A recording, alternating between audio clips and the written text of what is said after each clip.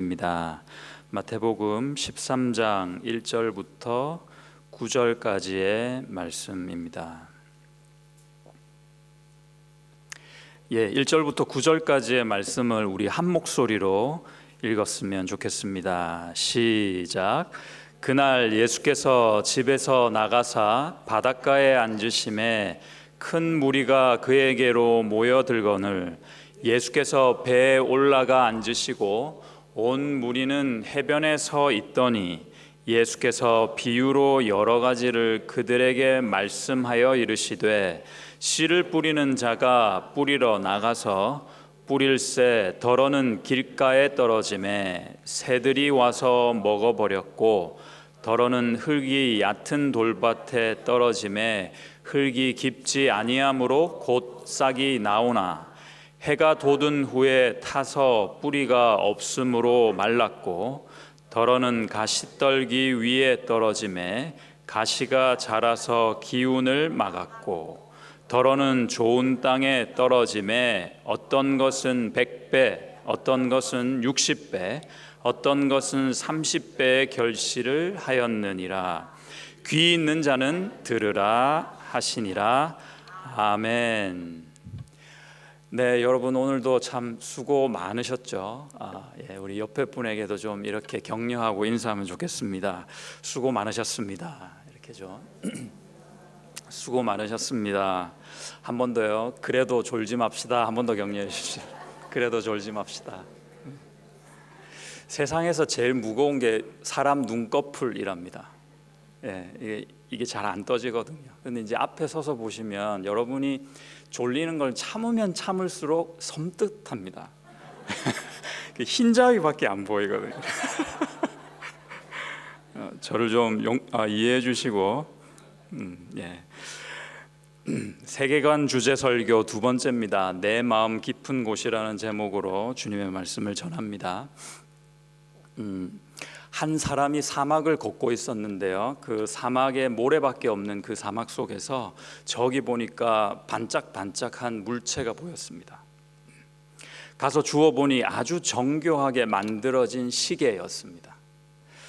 누구라도 정교한 시계를 보며 어느 기술 좋은 시계공이 만들었거니 이제 생각을 했을 겁니다. 그 시계공은 어떤 의도와 목적을 가지고 그 시계를 만들었거니 이렇게 생각하고 상상해야 정상이잖아요. 그런데 어떤 부류의 사람들은요, 상상하기를 아니 이 사막의 모래알들이 어떤 과정을 거쳐서 이렇게 정교한 시계로 조합되었을까 한답니다. 좀 이상하죠. 한 인간에 불과한 시계공의 정교한 시계를 보고도 목적을 가지고 만든 것을 아는 게 사실 인지상정이고 정상인데 시계보다 훨씬 더 정교하게 돌아가는 이 우주와 그 만물과 인간이 어떻게 우연이라는 것을 통해서 만들어질 수 있단 말인가 라고 강하게 얘기한 사람이 있었는데요. 18세기 영국 성공의 신부 윌리엄 페일리라는 분입니다. 이분의 방금 읽어드린 이와 같은 이야기가 워치메이커라는 유추 해석이죠. 시계공 유추를 통해서 진화론자를 비판한 내용의 글입니다. 아주 유명했죠. 시계공 유추는요. 이에 대해서 옥스퍼드대 교수요 대표적인 진화론자인 리차드 도킨스라는 박사가 있는데요.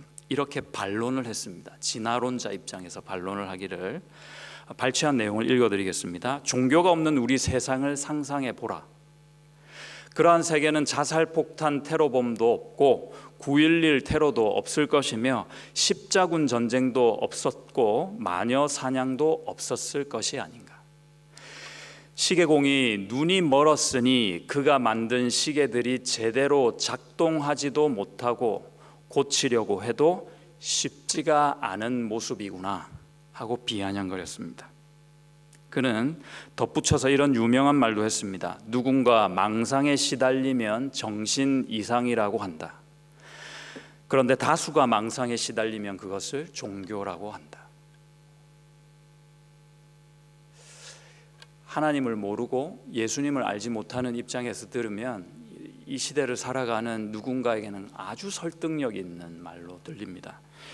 인류의 역사는 이렇듯이 하나님을 인정하는 가치관 하나, 그리고 하나님을 부인하고 인간이 중심이 된 가치관 하나의 끊임없는 싸움으로 이루어져 있습니다. 사람들의 말처럼 이 세상은 과연 그러면 세상 사람들의 말처럼 진보하고 있나요? 좀 좋은 방향으로 진화하고 있을까요? 여러분은 어떻게 보십니까? 요즘은 제3의 가치관이 대세라고 합니다. 어떤 가치관이냐면 이런 복잡한 것은 별로 마음에 없는 겁니다. 그들의 가치관은 무엇이냐면은 이래도 그만 저래도 그만입니다. 별 상관이 없다는 가치관입니다. 오늘을 사는 내 자신만 중요한 거예요. 인간의 존재가 무엇이고 철학이 무엇인지, 세상의 의미가 무엇인지, 신의 존재가 무엇인지는 별로 가치가 없는 그런 내 자신만 중요한 세대, 그들만의 리그가 계속되고 있습니다. 확실한 것은요, 세상의 그 어떤 가치관이라고 해도 우리 편에서 이렇게 서 있는 가치관은 별로 없어 보입니다.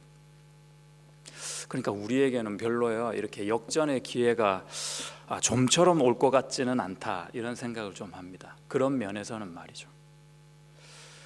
지금 이 세상은 자기 생존과 쾌락을 끝없이 추구하고 있습니다. 그것 없이는 말이 안 돼요. 여러분, 코로나 사태가 시작된 지가 벌써요 1년하고 한 5개월 정도 된 듯합니다. 벌써 그렇게 오랜 시간이 지났습니다. 오늘로 4월 28일 수요일 오늘로 코로나로 확진받은 분 누적 개수가요 1억 4,900만 4,200 아니네요. 이게 잠깐만요. 맞나요? 1억 된가요? 예, 아무튼 149 밀리언 정도 됩니다. 그러면은 14억이네요. 14억 9,429 1억 4천. 예, 연습을 안 했더니 확진자가 그 정도 수고요. 사망자는 300만 명입니다. 300만 명 이상이 됩니다. 300만 명하고도 15만 명, 그리고 837명이 더 있습니다. 예. 제가 좀 당황했습니다. 예, 그 와중에도요 끊이지 않는 무역 분쟁이든 어떤 크고 작은 전쟁이 계속 되고 있습니다. 그래서요 자국의 이익을 옹호하고 자기 민족만 중요하게끔 되어버린 겁니다. 그래서 다른 사람들 또는 다른 국가 민족들에 대해서 자꾸 문을 닫아버리는 그런 정책이 계속되고 있습니다. 상생을 위한 협력보다는 생존을 위한 자립을 선택하고 있는 거죠. 제가 겁을 좀 더 드릴게요. 세상의 문화는요 인권과 안전 그리고 편리 등의 미명하에 오히려 하나님의 창조 질서를 자꾸 위배하고 반대편으로 가고 있는 것을 봅니다. 생존과 쾌락에 몰두하는 것이 절대 선이 되어버렸다 합니다. 인생의 목적이 되어버렸다 합니다. 또 얼마나 세상이 급변하는지요. 로봇이 집 청소하는 것은 옛말이고요, 요리까지 해준답니다. 사람 없는 자동차를 타고 다닐 수 있게 되었고, 학교에 가지 않고도 더 잘 배울 수 있게 되었고, 출근하지 않아도 일하는 데 문제가 전혀 없는 세상이 되어지고 있습니다. 궁극적으로는요 많이 일하지 않아도 이전보다 더 편하고 더 좋은 살만한 그런 세상에 우리 인간은 점점 적응하고 있습니다. 자, 바로 그런 세상의 중심에 우리 교회가 있다는 거거든요. 그런 세상을 우리가 함께 살고 있다는 거거든요. 지금 이 시간에도 얼마나 많은 교회가 문을 닫고 있는지 모릅니다. 지금 이 순간에도요. 설상가상으로 사람들의 인심은 교회에 지금 자꾸 더 많이 등을 돌리고 있죠. 그래서일까요? 한국의 20, 30대 기독교인이 전체의 3% 남짓에 불과하다는 통계가 있고요. 한국 복음화 협회 한 통계에서 젊은이들이 교회를 왜 떠나는지 물어봤더니 38%의 젊은이들이 신앙생활에 회의를 느껴서 떠난답니다. 그중 25%는 교회의 비도덕적인 모습 때문에 떠난다 합니다. 24%는요 교회 바깥에 대해서는 너무나도 배타적인 모습을 보이기 때문이다 합니다. 이 추세대로라면 선교사님들의 메카였던 이 대한민국은요 얼마 못 가서 선교를 받아야 되는 나라가 될 것입니다. 선교나 전도가 웬 말입니까? 교회가 사라지고 있는데요. 제가 오늘 여러분에게 드리고 싶은 질문은 이제 이겁니다. 뭐냐면 여러분이 이런 사실, 이런 현실에 대해서 처음 가지게 되는 어떤 생각은 어떤 겁니까? 감정이 어떠세요? 네, 좀 걱정스럽죠. 그 걱정의 밑바닥에는 뭐가 있냐면은 두려움이라는 게 있습니다. 왜 우리는 두려울까요? 왜냐하면 온전한 지식으로 하나님을 신뢰하지 않는 부분이 있기 때문이라고 저는 생각합니다. 그러니까 우리가 이런 사실을 직면할 때 뭔가 우리도 발빠르게 세상이 변하는 발맞춰서 뭔가 열심히 뭘 해야 될 것 같고 준비를 잘해야 되겠고 때로는 막아서야 될 것 같고요. 같이 변화해야 될 것 같습니다. 나쁜 건 아닙니다만은 만약에 그 마음 깊숙한 곳에 믿음 없는 두려움이 있다면, 그래서 그런 마음들이 생긴다면, 그리고 주님의 인도하심보다는 내가 먼저 앞서가려는 그런 어떤 뭐랄까요, 교만한 마음 때문에 그런 마음들이 생긴다면 우리는 한 번쯤 그것을 돌아보고 바로 잡아야 될 필요가 있다 생각이 됩니다. 오늘 말씀에서는요 우리가 너무 잘 아는 말씀입니다. 비유입니다. 밭 비유죠. 밭 비유. 천국에 대해서 말씀하시기 위해서 비유를 들어 설명하셨는데요. 웬만큼 신앙생활 하신 분이라면 아주 친숙한 내용 아닙니까? 밭 비유. 그래서 그 내용이 이렇죠. 한 농부가 이제 밭들에게 씨를 뿌리잖아요. 씨를. 그런데 씨를 잘 뿌려서 열매를 맺을 만한 좋은 밭이 있고, 그리고 이러저러한 이유로 열매를 잘 맺지 못하는 그런 별로 좋지 않은 밭들이 있다 합니다. 대개의 경우는요 이 비유를 들으면서 이렇게 결론을 내는데요. 우리도 열심히 노력하여 돌짝밭을 갈아엎고 가시떨기를 제거해서 열매를 풍성히 맺는 그런 좋은 밭이 되자, 이렇게 결론을 맺거든요. 그래서 여러분 한번 생각을 해보시면 좋을 것 같습니다. 여러분이 정말 길가밭이 한번 되어보십시오. 여러분이 이 시간에 돌밭이 한번 되어보시고 가시밭이 한번 되어보십시오. 삼지 세 개 중에 하나 선택하시면 되겠습니다. 그러면요 여러분이 내 힘으로 좋은 밭이 되실 수 있을까요? 그런 방법이 있으신 분은 손을 들어도 좋겠습니다. 방법이 있습니까? 농부가 왔더니 상태가 안 좋은 밭들을 이렇게 쭉 봤습니다. 안 되겠다 싶어가지고 농부가 다시 돌아가면서 하는 말이 있었어요. 뭐라고 얘기하고 갔냐면, 야, 너희들 이 상태로는 씨를 맺을 수가 없다. 씨가 자라서 열매를 맺을 수가 없다. 내일까지 길가에 누워 있지 말고 저기 중앙에 가서 너희는 거기서 준비하고 있어. 야, 너는 돌들을 하나도 남김없이 잘 이렇게 걸러가지고 그리고 딱 준비하고 있어. 가시밭, 너는 가서 가시 다 걷어내고 좋은 밭 되어가지고 준비하고 있어야 돼 하고 돌아서서 갔다고 한번 생각해 보세요. 이건 여러분이 배꼽을 잡고 웃을 일이거든요. 그런 농부가 오히려 정상이 아닐 겁니다. 그런데요, 이상하게도 우리가 이 비유를 접할 때마다 우리는 거기에 아멘 한다는 거죠. 웃어야 되는데 아주 진지하게 아멘 하고 있는 겁니다. 왜 그럴까요? 하나님께서요 그런 우리의 아멘을 들으실 때 고민하실 것 같아요. 이걸 웃어야 되나 울어야 되나 싶으실 겁니다.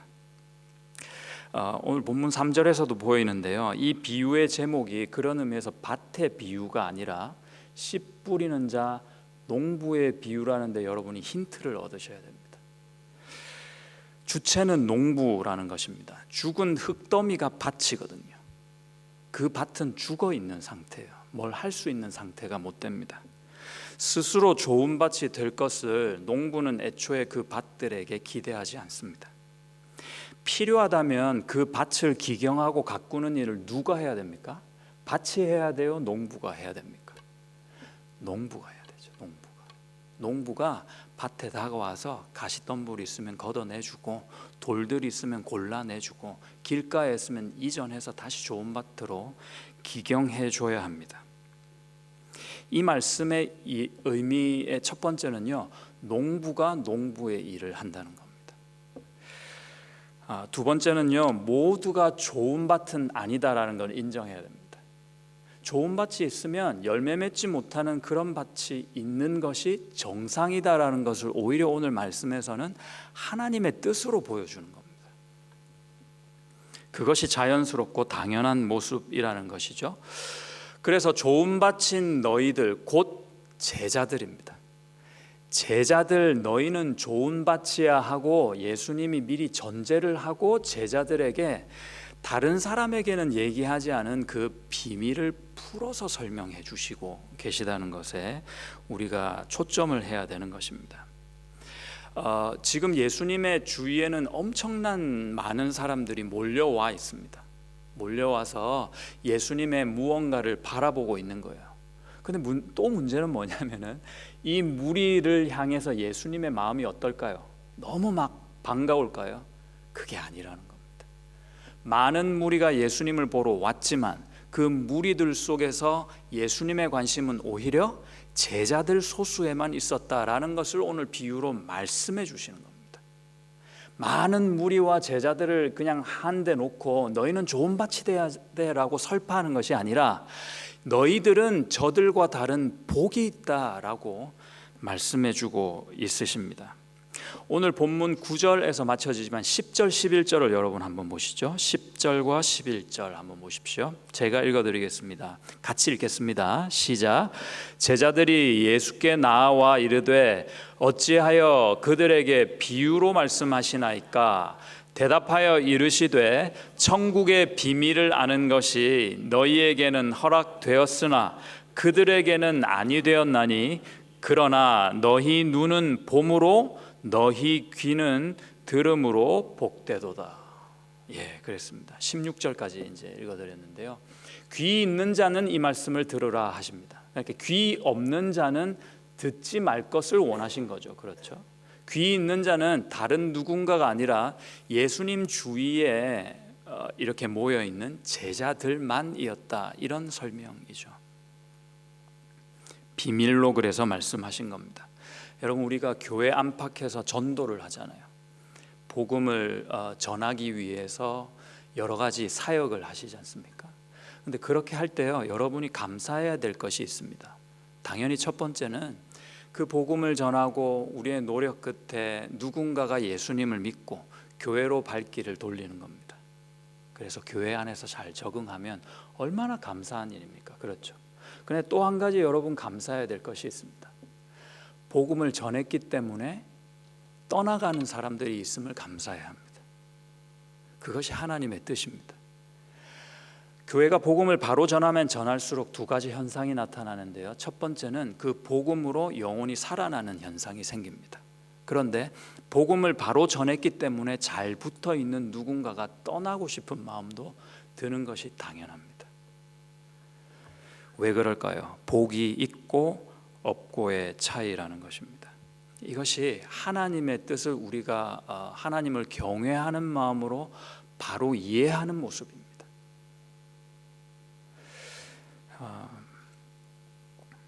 똑같은 진리의 말씀 그리고 봉사와 사랑을 베풀었음에도 불구하고 어떤 사람은 도무지 예수님을 알아볼 수가 없고요, 복음을 받아들이기가 힘든 거죠. 얼마나 안타깝습니까? 하지만 이게 당연한 겁니다. 한편으로 말이죠. 그래서 우리가 감사해야 한다는 것입니다. 하나님의 뜻이 그렇기 때문입니다. 하나님이 그렇게 역사하시기 때문입니다. 길가밭, 가시밭도 씨앗이 뿌려지기 전에는 아무런 문제가 없었어요. 씨앗이 안 뿌려지면 그냥 똑같은 밭, 그냥 똑같이 편하고 잘 살았거든요.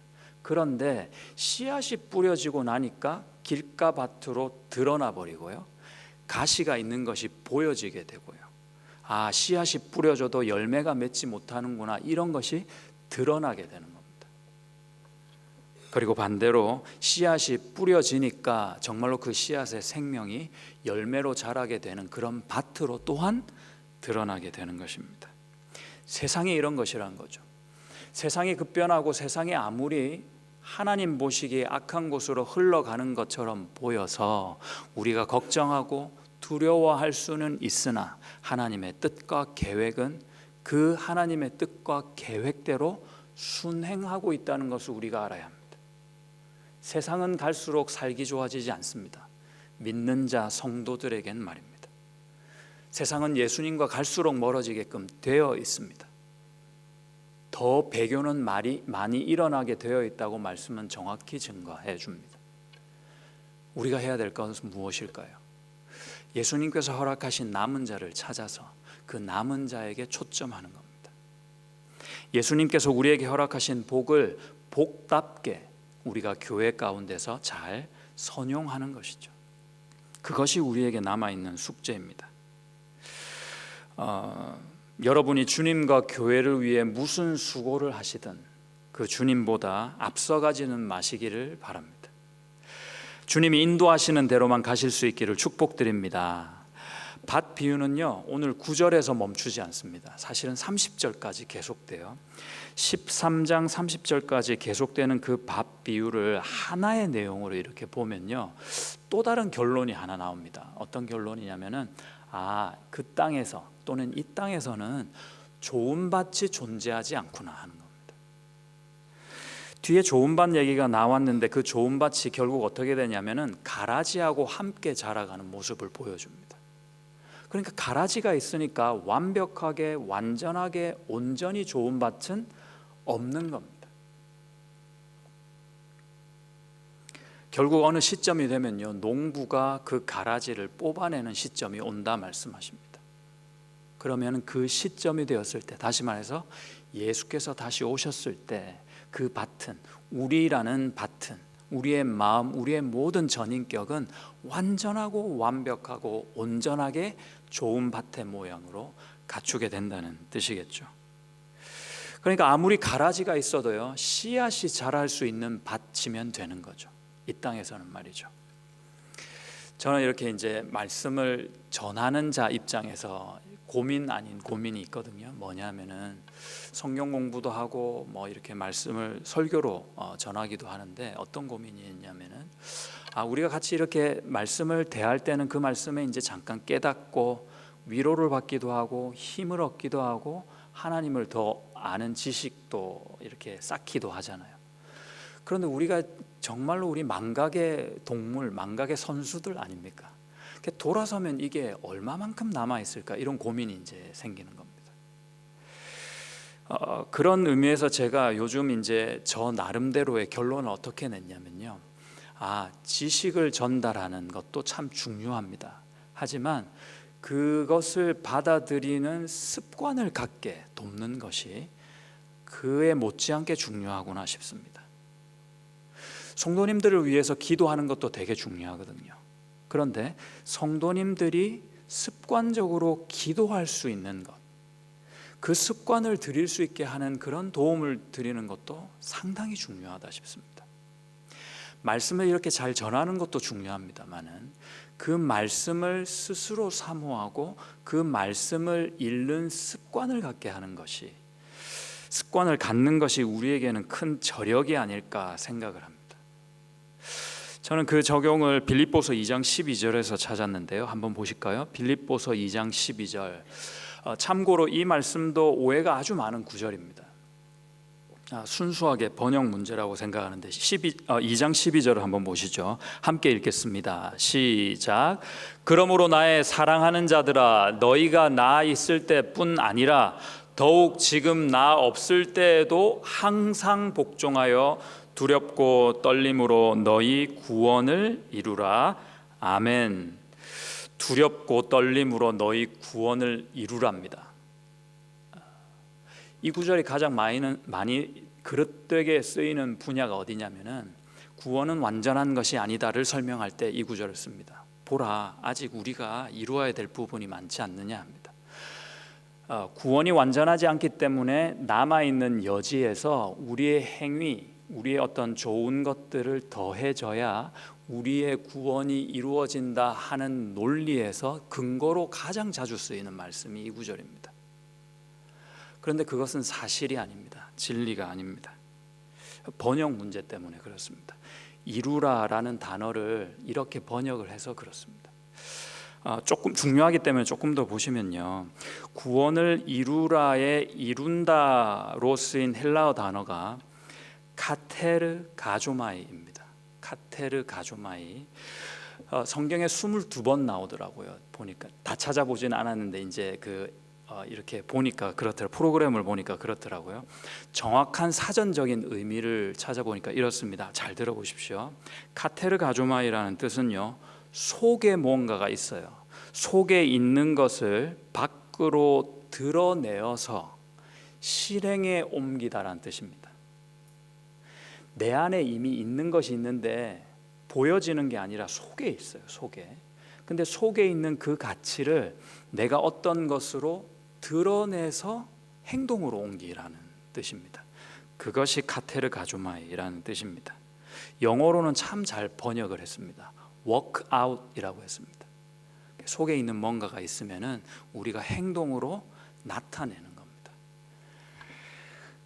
그리고 앞뒤 문맥에서 보시면요, 앞에도 구원의 주체가 하나님이다라는 설명을 하고 있고요, 이 구절 다음에서 계속되는 것이 뭐냐면은 그 주체이신 하나님이 너희를 통해서 소원을 주시면서 주체적으로 행하신다라는 뜻이 있습니다. 그런데 이 구절만 딱 이상하게 문맥에 맞지 않게 튀어나와 있는 듯한 모습입니다. 두렵고 떨림으로 너희 구원을 이루라. 그러니까 불완전한 구원을 너희가 완성하라라는 말이라기보다는요, 이미 너희가 그 구원을 받았다. 그런데 그 구원이 너희만 지금 가지고 있고 너희 심령에만 묻어 있을 것이 아니라 이것을 나타내면서 살아라, 이런 뜻입니다. work out 하라는 뜻입니다. 두렵고 떨림으로 너희 구원을 이루라 보다는요, 더 적당한 표현으로는 두렵고 떨림으로 너희 구원을 나타내라 했으면 더 좋았습니다. 두렵고 떨림으로 너희 구원을 살아내라 했으면 훨씬 좋았습니다. 그러면 문맥에도 맞고 여러 가지 좋은 해석이 되었을 것입니다. 그러니까 구원의 은혜가 우리의 삶 가운데서 습관으로 녹아나게 해야 된다는 뜻이죠. 여러분에게 그 감사가 습관이 되시기를 축복합니다. 사랑하는 그런 말이 여러분의 습관처럼 막 튀어나오시기를 축복합니다. 기도하지 않으면 못 빼기는 그런 습관이 자리 잡히실 수 있기를 축복합니다. 말씀을 안 보면요, 하루라도 말씀을 안 대하면은 입안에 가시가 돋치는 그런 축복이 있기를 축복합니다. 예. 반대로요, 막 남을 욕하고 싶을 때, 예? 그것이 엄청난 죄로 여겨지는 그런 어떤 심성의 습관도 있으시기를 축복합니다. 막 불평하고 투정하는 말이 막 나오더라도 이걸 탁 절제해서 오히려 주님께 감사할 거리를 찾는 그런 습관이 여러분 심령에 맺혀지기를 축복합니다. 막 모이고 싶기를 축복합니다. 그냥 안 모이면 안 되는 거예요. 그 사람 얼굴을 봐야 돼. 주일 되면 안 보면 막 이상한 거야. 예배 때 못 보면 막 전화를 해서라도 만나고 차도 마셔야 되고요. 그게 우리의 복입니다. 세상은 어떻게 볼까요? 그런 사람들을 예수쟁이라고 이상하게 보겠죠. 그런 습관이 없거든요. 두렵고 떨림으로 그 구원을 나타내고자 하는 열의가 없거든요. 그 이유가 없는 겁니다. 우리는 다른 거죠. 우리는 구원받은 백성 아닙니까? 그래서 하나님을 예배하고 싶고 주의 말씀이 궁금하고 기도를 하고 싶고 안 하면 안 되는 그런 몸에 배긴 습관, 거룩한 습관이 있으시기를 다시 한번 축복드립니다. 이것이야말로 두렵고 떨림으로 우리의 구원을 완성해 나가는 성도의 진정한 복된 삶이라는 것이죠. 예수님은 오늘 그 말씀 하시는 겁니다. 우리 농부이신 하나님께도 이런 습관이 있으셨어요. 그걸 본문에서 한번 보실 수 있기를 바라는데요. 제가 이제 다시 여러분께 한번 질문을 드릴게요. 여러분이 만일에 농부라면, 이제 밭이 아니라 농부세요. 농부, 다 농부세요. 농부면 어떤 밭을 딱 봤는데 이 귀한 씨앗을 어렵게 구했든지 비싼 값을 주고 샀든지 이 귀한 씨앗을 길가에 있는 밭에 뿌리실래요? 이 귀한 씨앗을 돌만 무성한 흙을 찾아보기도 힘든 그런 돌밭에다가 뿌리시겠습니까? 이 귀한 씨앗을, 이 생명을 만드는 이 씨앗을요, 그 가시덤불만 가득한 그런 밭에 뿌리시겠어요? 안 뿌리시겠다고 대답하신 거 아닙니까? 그죠? 안 뿌리실 겁니다. 그런 낭비를 왜 합니까? 그런데 오늘 본문을 보면은 이상합니다. 이 농부는 계속해서 그런 밭에 씨앗을 뿌리고 있습니다. 좋은 밭에도 뿌리고 그런 밭에도 뿌리고 있습니다. 또 이어지는 질문이 이런 겁니다. 여러분, 지금 길가밭은요, 사탄이 쉽게 그 씨앗을, 그 말씀을 채가는 그런 밭이라고 합니다. 돌밭, 가시밭 다 마찬가지죠. 세상의 염려나 어떤 여러 가지 두려움들, 하나님 마음에 합당하지 않는 그런 우리의 중심이 있기 때문에 생명의 씨앗이 그 열매를 맺지 못하는 그런 밭 아니겠습니까? 그런데 가만 보면요, 우리는 과연 좋은 밭입니까? 아닙니까? 내가 옥토가 맞나요? 내 마음이 지금? 오히려 옥토라기보다는 왠지 길가밭 같지 않으세요? 말씀을 이렇게 받으면요, 사탄이 막 공격을 해요. 내가 공격을 당하거든요, 실제로. 그리고 그 말씀과 은혜가 쉽게 사탄에 의해서 채가는 것을 우리가 수시로 보잖아요. 마치 우리는 돌밭인 것 같아서 하나님의 은혜가 오면은 너무 감사하고 기쁠 때도 있는데, 이내 조금만 어려움이 닥치고 환난이 오면은 그 은혜는 온데간데 없어지는 그런 내 모습을 얼마나 자주 봅니까? 그리고 우리는 항상 걱정하잖아요. 눈만 뜨면은 하나님께 감사하기보다는 오늘 일 걱정하고, 우리 자녀들이 오늘 어떻게 이거 잘할 건가 이런 걱정하고, 오늘을 어떻게 살아갈 건가, 이 일은 잘 될 건가, 저 사람은 오늘 만나려나, 이런 걱정이 앞서지 않습니까? 그게 바로 가시밭 아닙니까? 우리의 마음 아닙니까? 옆집에 영이 철수 마음밭이 아니라 내 마음밭 아닙니까? 좋은 밭이기가 참 어렵습니다. 거리가 먼 얘기 같습니다.